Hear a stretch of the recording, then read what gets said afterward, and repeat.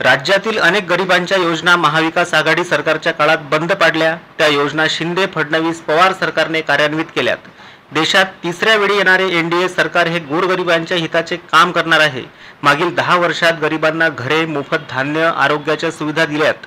मराठवाड्यावर नेहमी अन्याय होत आल्याने यावेळी मराठवाड्यातून महाविकास आघाडीमधील रझाकारांना सत्तेमध्ये स्थान देऊ नका असे आवाहन पंतप्रधान नरेंद्र मोदी यांनी जाहीर सभेमध्ये केले।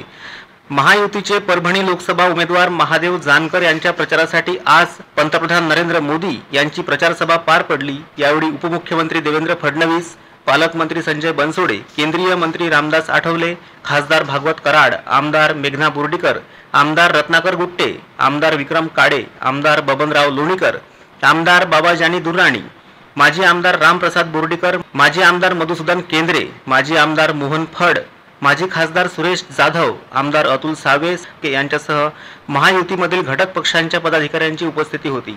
पुढे बोलताना पंतप्रधान नरेंद्र मोदी म्हणाले की 2024च्या निवडणुकीत देशाला विकसित आत्मनिर्भर बनवण्याचे लक्ष्य आहे। मोदीसाठी तुमचे स्वप्न म्हणजे माझा संकल्प आहे। मराठवाड्यासह महाराष्ट्राच्या विकासासाठी एनडीए सरकार कटिबद्ध असल्याचे नरेंद्र मोदी म्हणाले। विकसित भारत, विकसित महाराष्ट्र संकल्पासाठी महाराष्ट्रात एनडीएच्या उमेदवारांना विजयी करण्याचे आवाहन पंतप्रधान नरेंद्र मोदी यांनी केले।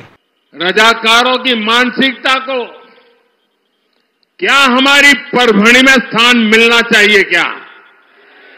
मिलना चाहिए क्या?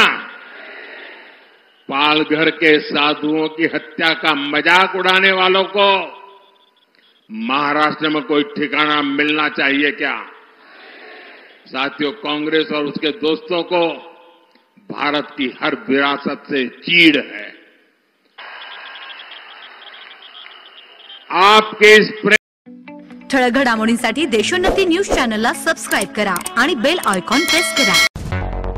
मुंबई, पुणे, नागपूर, मराठवाडा असो का विदर्भ, राजकीय, सामाजिक, शैक्षणिक क्षेत्र असो का क्रीडा, सर्वच घडामोडीचे विश्लेषण पाहायला विसरू नका। फक्त देशोन्नती न्यूजवर।